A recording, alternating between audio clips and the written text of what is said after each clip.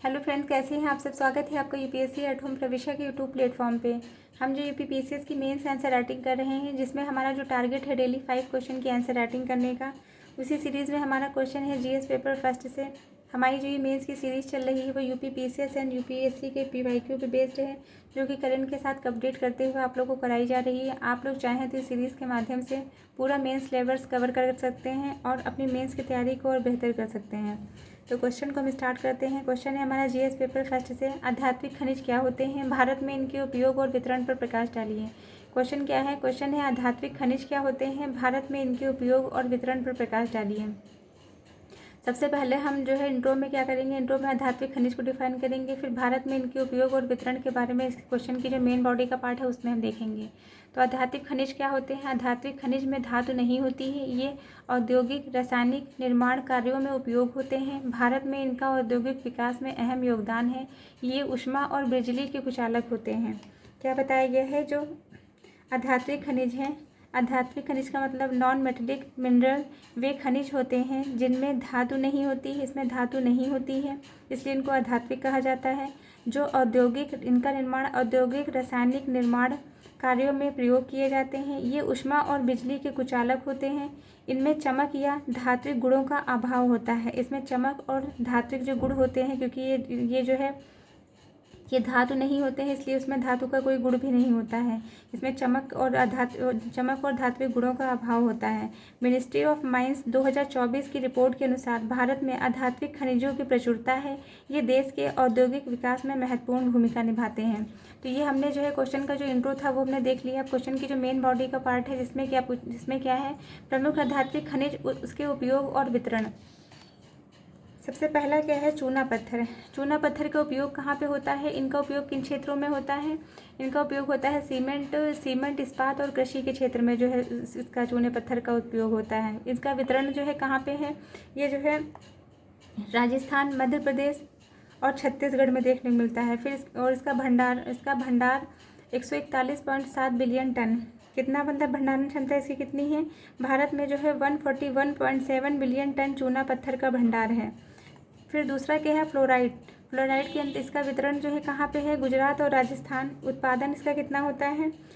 70,000 ton प्रतिवर्ष। मतलब भारत में वार्षिक जो है 70,000 टन उत्पादन होता है। इसका 2024 की रिपोर्ट के अनुसार बताया गया है।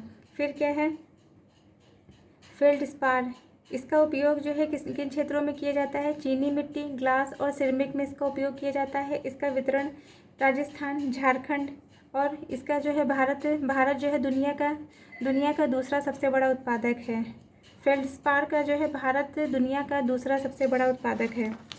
फिर क्या है? क्वार्ट्ज। इसका उपयोग कहाँ पे, इसका उपयोग किन क्षेत्रों में होता है? ग्लास और इलेक्ट्रॉनिक सिरेमिक उद्योग में इसका उपयोग होता है।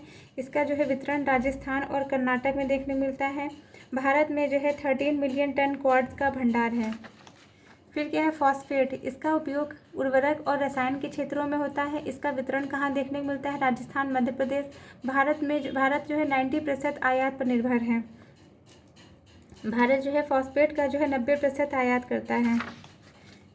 ये हमने देखा कि प्रमुख आध्यात्मिक खनिज के उपयोग और उसके वितरण और इसके समझ जो है कौन सी चुनौतियां विद्यमान है, इसको हम देखेंगे। चुनौतियां: आयात निर्भरता।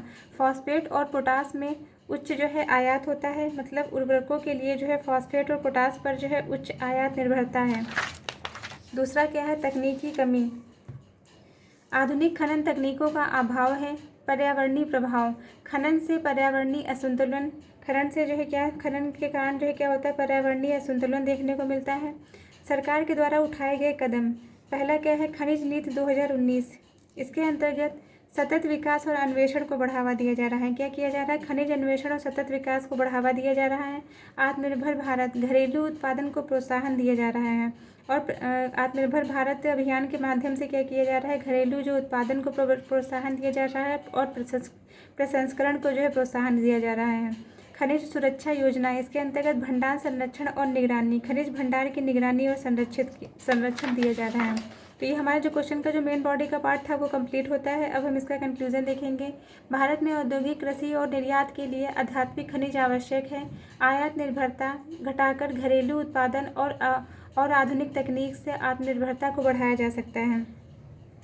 भारत क्या है? भारत में आध्यात्मिक खनिजों का औद्योगिक विकास, निर्यात और कृषि में महत्वपूर्ण योगदान है।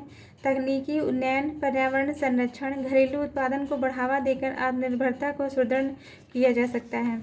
तो ये हमारा क्वेश्चन कंप्लीट होता है, जो कि जीएस पेपर फर्स्ट से था। आप लोगों को हमारी जो ये मेंस की सीरीज़ चल रही है कैसे लग रही है हमारे कमेंट सेक्शन में ज़रूर बताइए। और ऐसे ही पढ़ते रहिए, लाइफ में आगे बढ़ते रहिए, यूपीएससी एट होम प्रविशा के साथ मेंस आंसर राइटिंग करते रहिए। जिन भी लोगों ने हमारा टेलीग्राम चैनल ज्वाइन नहीं किया है वो उसको ज्वाइन कर सकते हैं, जिसका लिंक चैनल के डिस्क्रिप्शन बॉक्स में दिया हुआ है। Thank you.